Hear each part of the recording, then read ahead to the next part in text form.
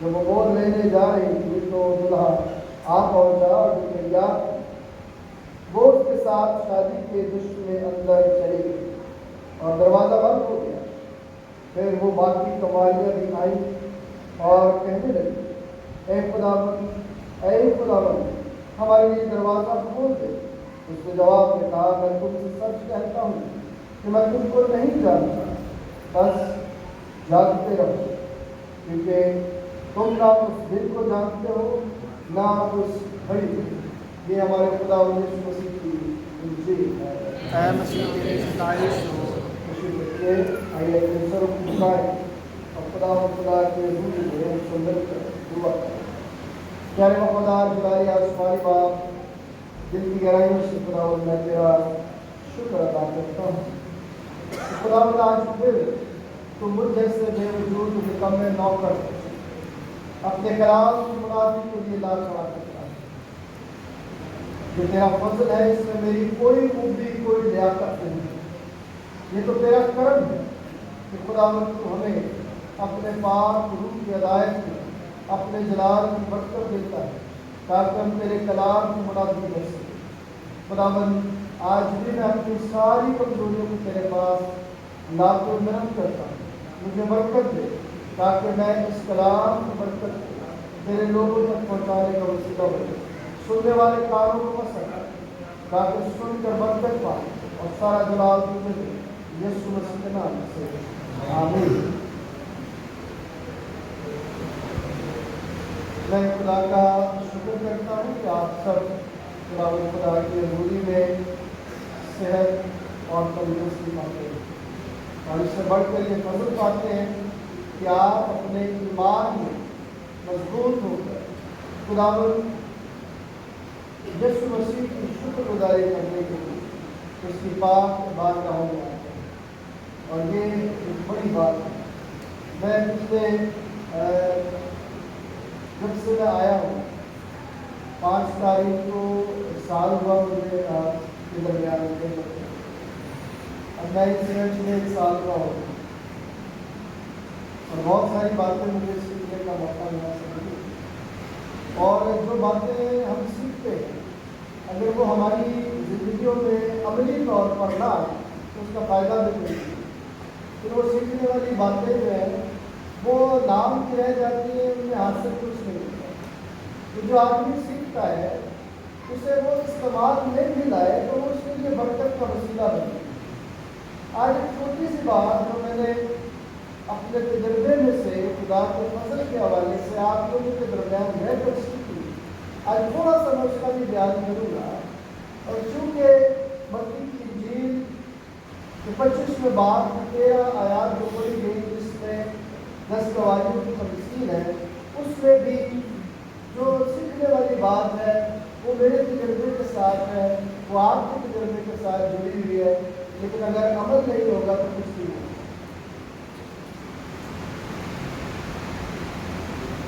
میں خدا کا شکر اس حوالے سے بھی کرتے ہوئے جب آپ کے ساتھ بات کرتا ہوں، میں نے 1 سال کا ذکر آپ سے کیا کہ جب بھی عبادت شروع ہوتی ہے میں آپ سب سے یہ کہتا ہوں کہ میں خداوند کے کہہ کر میں آپ سب کو خوشامدید کرتا ہوں۔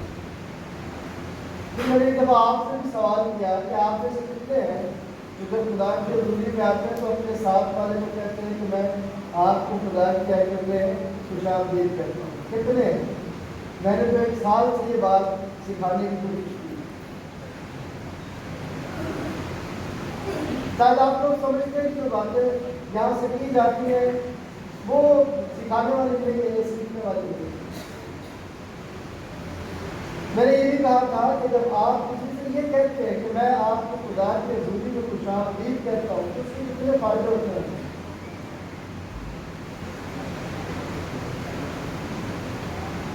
سب سے بڑا فائدہ یہ ہوتا ہے کہ آپ ایک دوسرے کے ساتھ ایمان کا اظہار کریں، ایک دوسرے کے ساتھ اپنی چاہت کا اظہار کریں، ایک دوسرے کو آپ خدا کی حضوری میں ویلکم کر رہے ہیں، اور آپ اس بات کو مان رہے ہیں کہ میرا اور آپ کا رشتہ اس خدا کے ساتھ ہے۔ ہماری آپس کی رجسٹیں کوئی معنی نہیں رکھتی، ہم خدا کی حضوری میں ہیں اور ایک دوسرے کے لیے خوش ہیں۔ میں اس کو بھی کہتا ہوں کہ آپ خدا کے حضوری میں ہیں، بڑی اچھی بات ہے. میں ان کو بھی کہتا ہوں کہ خداوند کے حضوری میں آئے ہیں، بڑی اچھی بات ہے. ایک تسلسل کی بات ہے، ایک مسلسل کام کرنے والی بات ہے جو آپ تک پہنچائی جاتی ہے. اب اس تسلسل کو اور اس مسلسل کام کو کس طرح سے آپ اپنی زندگی میں لے کر آگے بڑھتے ہیں، کس طرح سے آپ اپنی زندگی میں اس کو استحکامت بخشنے کی کوشش میں لگے رہتے ہیں. جب کسی چیز کو استحکام بخشا جاتا ہے، اس کو مضبوط کیا جاتا ہے اور اسے آگے بڑھنے کے لیے اپنے آپ کو تیار کیا جاتا ہے، تو پھر ہی ہماری زندگیاں ہمیں بتاتی ہیں کہ ہم ترقی کر رہے ہیں. ورنہ اگر ایک ہی مقام پر کھڑے رہیں گے اور ایک ہی مقام پر جامد رہیں گے تو پھر ایک ایسے جوہر کی مانند ہو جائیں گے جس میں کھڑا ہوا پانی جو ہے وہ پھر پینے کے قابل بھی نہیں رہتا. ایسی بات ہوتی ہے کہ نہیں؟ میں آج کے پیغام کو اس مثال کے ساتھ آگے بڑھاؤں گا. اگرچہ یہ سیر رخی پیغام ہے، کئی مقامی پیغام ہے، اور اس کو اس طرح سے سیکھیں گے. منوڑا آپ لوگوں میں سے کس کس نے نہیں دیکھا؟ آپ نے نہیں دیکھا، باقی سب نے دیکھا ہو، آپ نے بھی نہیں دیکھا ہوگا. آہستہ آہستہ ہاتھ اوپر آ رہے ہیں، اوپر کرے ہاتھ جس نے نہیں دیکھا. آپ لوگوں کے آپ قسمت ہے کہ آپ لوگوں کے لیے نئی بات ہو. اگر یہ نہیں ہے تو ہو سکتا ہے نہیں ہو. اب جن لوگوں نے منوڑا دیکھا وہ اپنا ہاتھ بلند کریں. جنہوں نے دیکھا ان کی تعداد کیا ہے؟ زیادہ ہے. اب ان سے سوال ہے میرا یہ، جنہوں نے دیکھا ہوا ہے منوڑا، منوڑے کے ساتھ ایک چرچ ہے، وہ بھی دیکھا ہوا. چرچ کے ساتھ ایک کیا ہے؟ اس کو کیا کہتے ہیں؟ لائٹ ہاؤس کہتے ہیں. اب لائٹ ہاؤس کے اندر جو شخص بیٹھا ہے اس کی کیا ذمہ داری ہے؟ کیا کرے وہ؟ جہازوں کو سگنل دینے کی. جہازوں کو سگنل کس سے؟ لائٹ سے. اور اگر اس کے پاس لائٹ نہ ہوگی تو سگنل کیسے دے گا؟ بولیے، سگنل دے پائے گا وہ؟ جو بچے منوڑا نہیں گئے وہاں پر ایک واچ ٹاور بھی کہہ رہے ہیں، لائٹ ہاؤس بھی کہہ رہے ہیں، وہ وہاں پر ہوتا ہے. اور جو اس کے اندر شخص رہتا ہے وہ اس لائٹ پر ہر وقت اپنا دھیان لگایا رہتا ہے کہ جب میں اس کو آن کروں تو یہ جو پانی میں جہاز چل رہے ہیں ان کو صحیح ڈائریکشن جو ہے وہ مل سکے اور رات کے اندھیرے میں کوئی جہاز بھٹک نہ جائے. اس طرح لائٹ ہاؤس میں جو چوکی دار ہے اس کی یہ کیا ہوتی ہے؟ ذمہ داری ہوتی ہے کہ وہ لائٹ کا بڑا دھیان رکھے. اگر وہ لائٹ کا دھیان نہیں رکھے گا تو پھر کیا ہوگا؟ جہاز کیا ہو جائیں گے. تو یسوع مسیح نے آپ دونوں کو کیا کہا؟ کبھی محسوس کیا؟ 5ویں باب میں متی کی انجیل کا 5واں باب پڑھتے ہیں تو یسوع مسیح نے آپ کو کیا کہا؟ تم دنیا کے. اب آپ اپنی زندگی میں ذرا دیکھیں کہ آپ اپنی لائٹوں پر کتنا دھیان دیتے ہیں. آپ جہاز بھٹکانے والے ہیں یا جہازوں کو صحیح ڈائریکشن دکھانے والے ہیں؟ تم دنیا کے کیا ہو؟ بات سمجھ میں آئی ہے میرے؟ کیا سمجھ میں آئی؟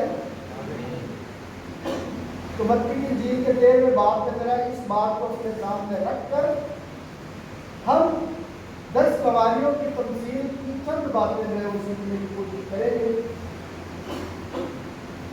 مثال کو ضرور آپ نے اپنے سامنے رکھنا ہے. اب کیا ہے کہ خداوند یسوع مسیح اپنے زمانے میں جب موجود تھے اس زمینی زندگی میں تو انہوں نے کوئی ایسی بات کرنے کی کوشش نہیں کی جو انسان کی عقل سے کیا ہو؟ باہر ہو، جو انسان کو سمجھ میں نہ آتی. خداوند یسوع مسیح نے وہی الفاظ چنے، وہی مثالیں چنی جو وہاں ان کی زندگی میں روز مرہ ہوا کرتی اور توجہ دلانے کے لیے کہ یہ بات جو کی جا رہی ہے اس میں سے آپ اپنی زندگی کے لیے کیا تجربہ لے کر آگے بڑھیں گے. تو خداوند یسوع مسیح روز مرہ کی مثالوں کو سامنے رکھ کر ان کی زندگی کو، ان کے تجربے کو سامنے لاتے کہ یہ تجربہ آپ کی زندگی میں ہوا اور اس تجربے میں آپ کو یہ سیکھ ملتی ہے، آپ نے اس سے کیا سیکھا ہے یا آپ آگے چل دیے زندگی میں جہاں اچھی چیز ملے کلام کہتے ہیں اسے کر لو، پکڑ لو، کیا کر لو؟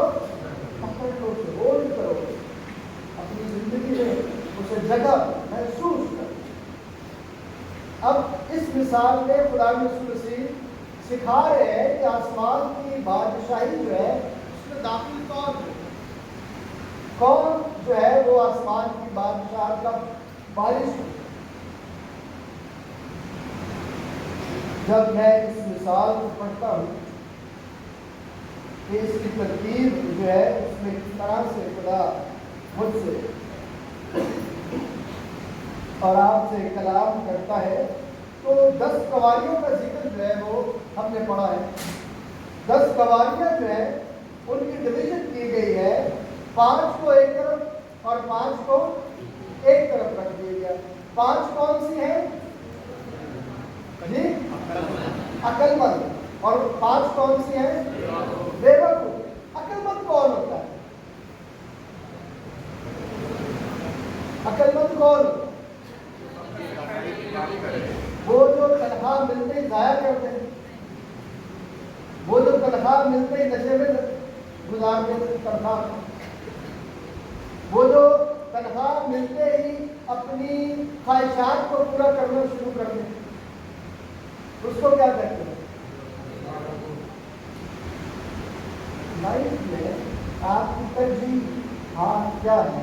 آج کا یہ بڑا اہم ورڈ ہے کہ آپ اپنی زندگی میں ترجیح کس کو دیتے ہیں، اہمیت کس کو دیتے ہیں۔ میں پچھلے دنوں بہت ساری باتیں سیکھ رہا تھا اور میں نے یہ بات اپنی زندگی میں سیکھی، اور جمعے والے دن مجھے ایک اور بات سیکھنے کا موقع ملا۔ میرے ساتھ کچھ لوگ کھڑے ہوئے تھے، اور کبھی کبھی ایسا ہوتا ہے کہ ہم اپنی فرسٹریشن کو جو ہے وہ کیا کر دیتے ہیں، پھر نکال دیتے ہیں، جو ہمیں سامنے ملتا ہے اسی پر پھر ہم شروع ہو جاتے ہیں۔ کبھی کبھی ہمارے ساتھ بھی ایسا ہوتا ہے کہ ہم برداشت کرتے کرتے کرتے کرتے کرتے برداشت نہیں بھی کرتے، ایسا ہوتا ہے۔ تو جب میرے سامنے والے کو پتہ چلا کہ اب پادری صاحب برداشت جو ہے ان کی چھوٹنے والی ہے، تو اس نے کہا پادری صاحب 9 بجے والے نکال دیا۔ میں سمجھ گیا کہ مجھے انڈیکیشن کیا مل رہا ہے، میں نے فوراً کی ماری۔ اور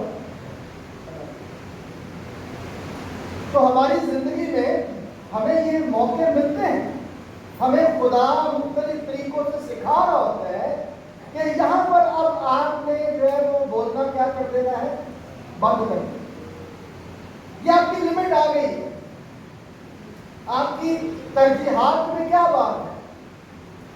دیکھیے یسوع مسیح نے کہا کہ بدن کا چراغ کیا ہے، کون؟ اور اگر تیری آنکھ درست ہے تو تیرا سارا بدن کیا ہوگا، روشن ہوگا۔ اگر دیکھنے والی آنکھ بھی اچھی نہیں ہے تو پھر بدن کیسے اچھا ہو سکتا ہے؟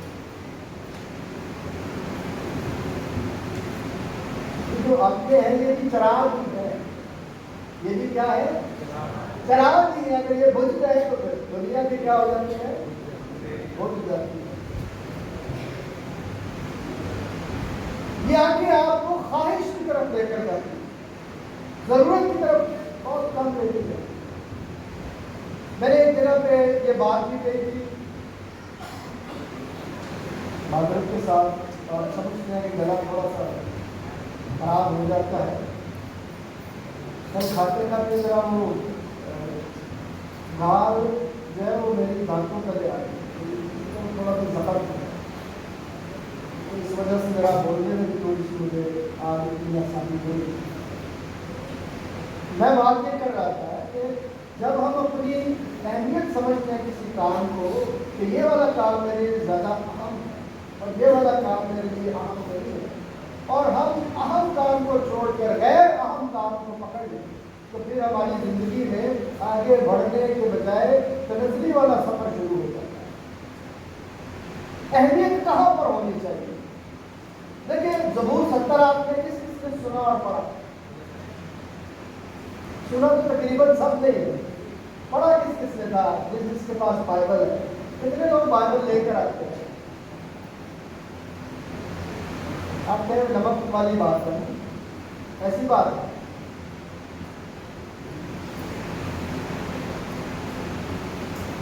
ہم اہمیت کس کو دے رہے ہیں؟ ہم کہاں پر آ رہے ہیں؟ کوئی بھی شخص گھر سے نکلتا ہے تو اپنے ساتھ اپنا پرس لے کر جاتا ہے، نہیں لے کر جاتا ہے۔ جب اس نے کیا کرنی ہو جا کر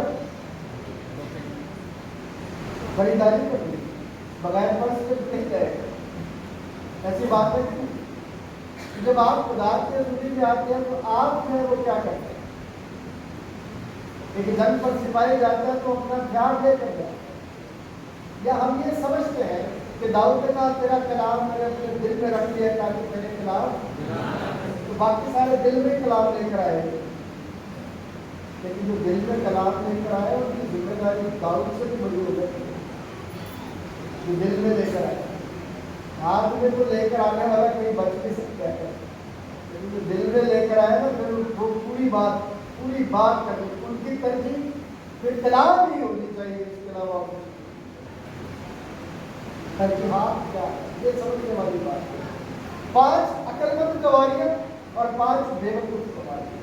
5 عقل مند گواریوں کی ترجیح کیا تھی اور 5 بے وقوف گواریوں کی ترجیح کیا تھی؟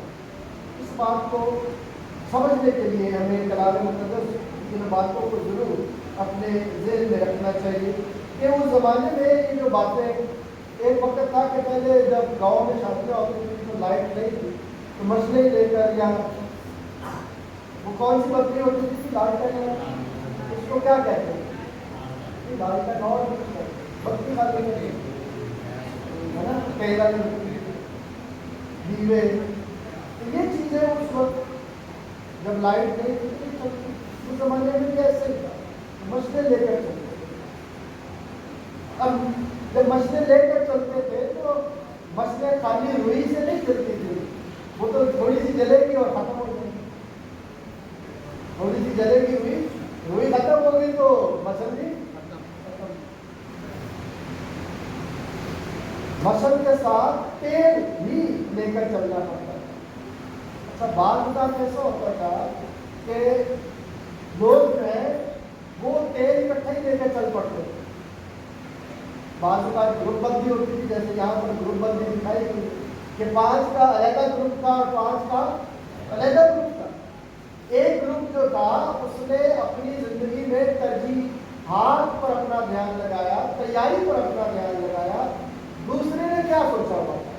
دوسرے گروپ نے ہم نے شادی میں جانا، اس نے صرف یہ سوچا ہوا تھا اپنے تیاری کے جو بھی لوازمات تھے ان پر اپنا دھیان نہیں لگایا۔ اب آسمان کی بادشاہی کی اس کو بات کر رہا ہے اور تیاری کی بات بتا رہا ہے، اور ان کی روزمرہ کی مثال سے یہ بات سکھا رہا ہے کہ 5 کی ترجیحات میں کیا شامل تھا؟ مشل لینی ہے اور مشل کے ساتھ تیل بھی لے کر جانا ہے، اور 5 کی ترجیحات میں بھی شادی میں جانا ہے، مشل بھی ساتھ میں لے کر جانا ہے۔ امپورٹنٹ کیا تھا؟ امپورٹنٹ کیا تھا؟ ترجیح کی۔ امپورٹنٹ یہی تھا کہ ہم نے اس کے لیے تیاری کیا کرنی۔ جب 5 جو عقل مند ہیں انہوں نے تیاری پر اپنا دھیان لگایا تو انہوں نے اپنے طریقہ کار پر نگاہ کی۔ فیصلے تو یہاں سے ہوتے ہیں، کہاں سے فیصلے ہوتے ہیں؟ بولیے، عمل کس سے ہوتا ہے؟ آپ نے فیصلہ کر لیا کہ میں نے شادی میں جانا ہے، اس کے لیے تیاری تو پھر کرنی پڑے گی۔ آپ جب شادی پہ جاتے ہیں تو بہنیں بھائی سب مل تیاری کرتے ہیں، اپنی تیاری ساری کرتے ہیں، سارے تیاری کر لیں، لیکن سلامی نہ لے کے جائیں تو پھر بھی کرتے ہیں۔ جو آدمی جاتا ہے وہ سلامی بھی دیتا ہے نا کہ کسی فیملی نے آپ کو بلایا تو آپ جا کے دلہا دلہن کے ساتھ بیٹھیں گے اور وہ سلامی بھی کیا کریں گے. اگر وہ لے کے نہ جائیں تو دلہا والا بھی دیکھ رہا ہوتا ہے کہ میرے ساتھ جو باراتی آئے وہ کیا کرتے ہیں. صرف کھانا کھانے کو نہیں آئے, اپنی تیاری کر کے تو نہیں آئے, ہمارے لیے کیا تیاری کی. بات سمجھ میں آئی. شادی میں جانا ہے تو شادی والے کے لیے آپ نے کیا تیاری کی. اگر اس کے لیے تیاری نہیں کی تو آپ وہاں پر ایک فضول لوگ بن کر رکھتے ہیں. آپ اپنے لیے وہاں پر گئے ہیں, آپ شادی والے لوگوں کے لیے نہیں گئے. تو 5 عقل مند جو لوگ تھے یا کماریاں تھیں انہوں نے شادی والے کے لیے تیاری کی. اس لیے کی تھی بولی کس کے لیے کی تھی. اور 5 بیوقوفوں نے کس کے لیے کی, اپنے لیے. تو خدا کی بادشاہت میں وہ جائے گا جو دلہے کے لیے تیاری کرتا ہے. خدا کی بادشاہت میں وہ نہیں جائے گا جو اپنے لیے تیاری کر رہا ہے. یہ بات بڑی اہم ہے. یہاں پر آج آپ کس کے لیے آئے, کس کے لیے تیاری کر کے آئے. بولیے, بڑے آہستہ آہستہ بولیے. آج ہم تیاری کر کے آئے ہیں خدا کے لیے.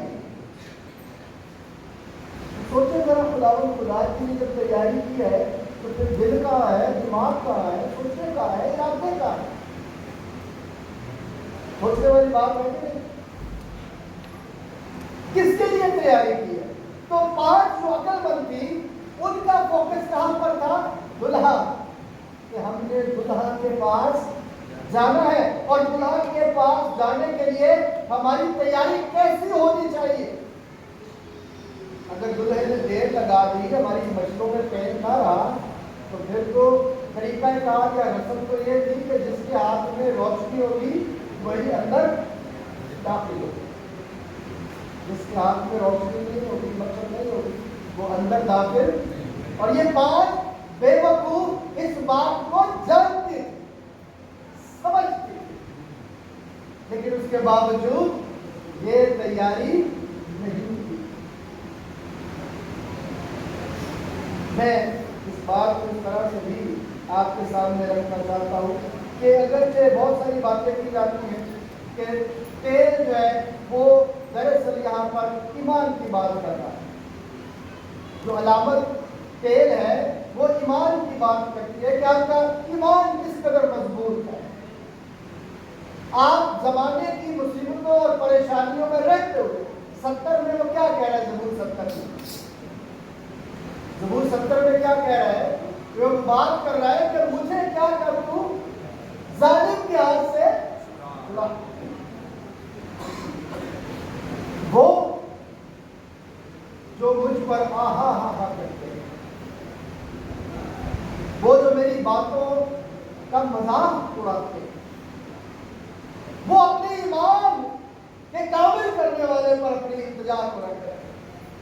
اور تسلیق الخط میں پولس رسول ایمان کی بات کرتے ہوئے کہتا ہے کہ تم ان باتوں سے ایک دوسرے کو تسلی دو کہ جو مسیح پر ایمان رکھتے ہیں وہ مرتے نہیں بلکہ اٹھتے ہیں.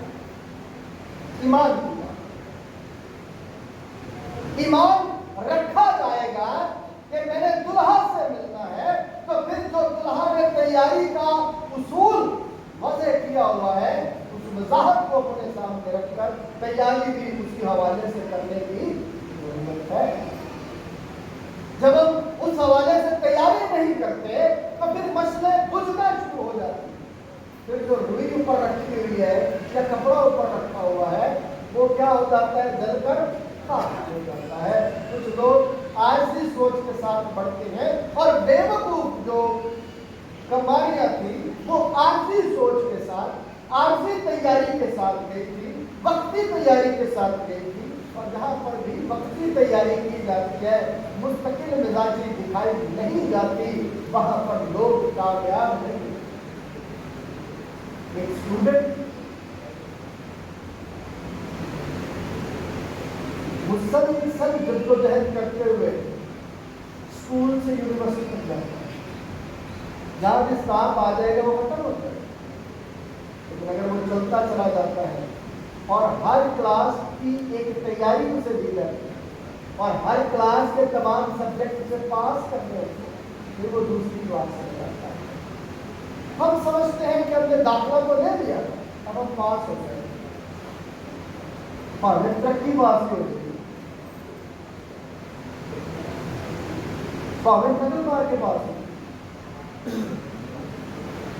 لیکن نقل مار کے پاس ہونے کا بھید اس وقت کھل جائے گا جب وہ کسی جگہ پر جا کر اپنی قابلیت کا اظہار کرنے کے لیے موجود بیٹھے ہیں۔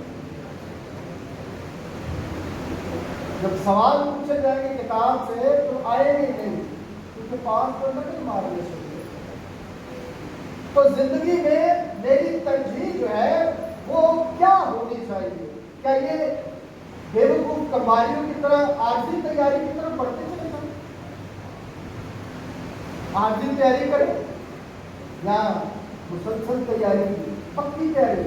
مجھے یاد آ گئے ساڑھے کچی صدارت کے پکی صدارت، کچی صدارت کی اہمیت پورے نہیں مجھے کہتا ہے کہ پکی صدارت کی اہمیت زیادہ ہے۔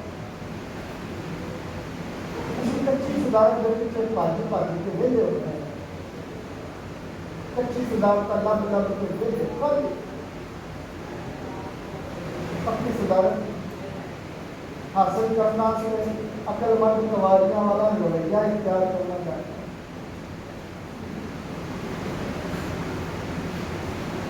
میں بھی کوئی نہیں ہے وہاں کچھ دیکھی ہے ہمارے کو جائے کچھ دیکھی ہے کہ آپ نہیں پتا نہیں، چلو پھر پتا کر دو کہ میں بھی کوئی جائے آپ بتانے کی ہمت بھی نہیں ہے، کچھ ہے بھی نہیں ہے۔ یہ وہ لوگ ہیں جو خدا کی بادشاہت پہ وارث ہونے کا دعویٰ تو کرتے ہیں، لیکن جو کام درکار ہے ان کو یہ کرنا پسند نہیں ہے۔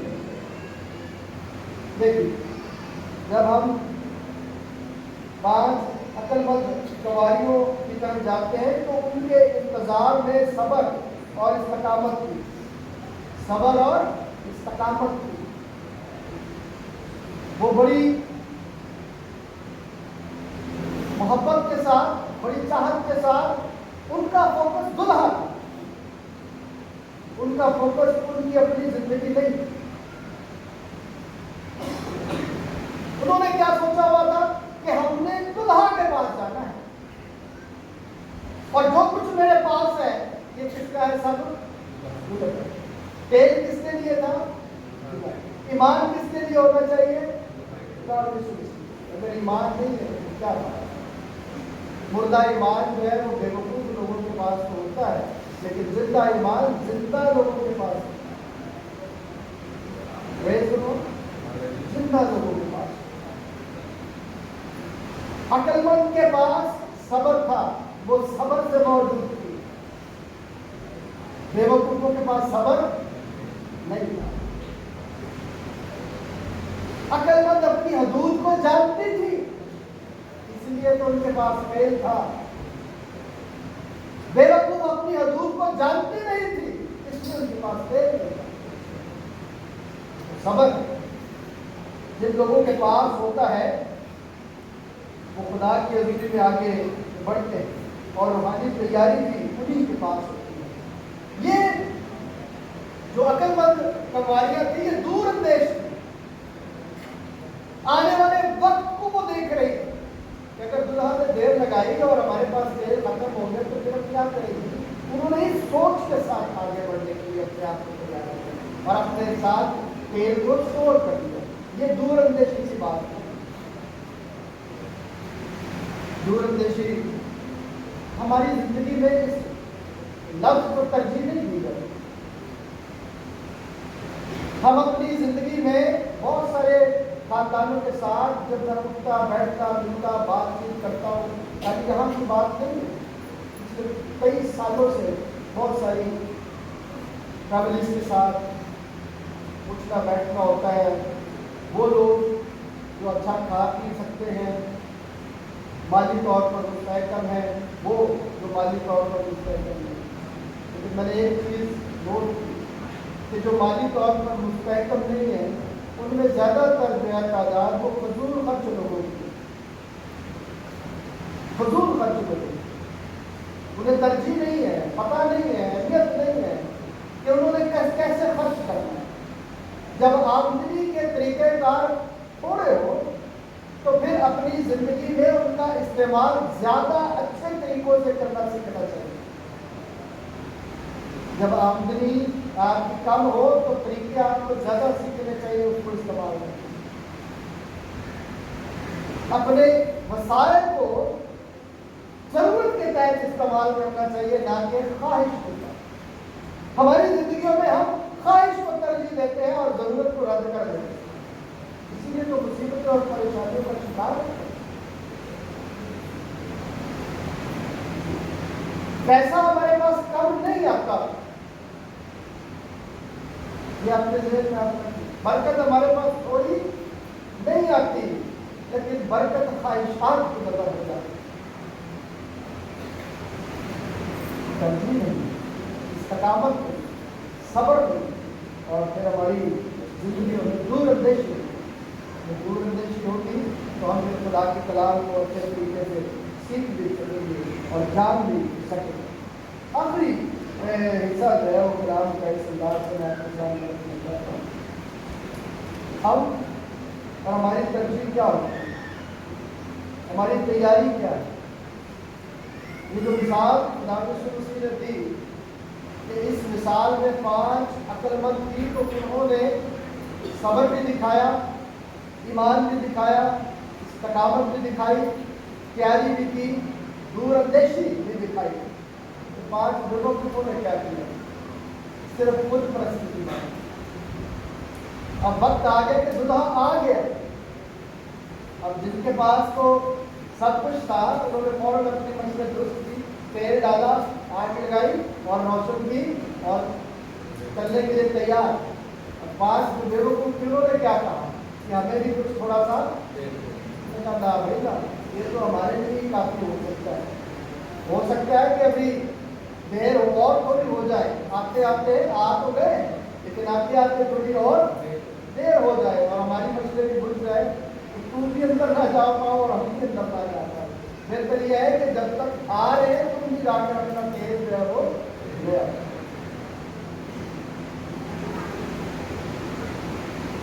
جب ہم اپنی زندگی میں اس سچویشن میں ہوتے ہیں تو پھر ہمیں یاد آتا ہے کہ جب وقت تھا کام کرنے کا ہم نے کیا نہیں.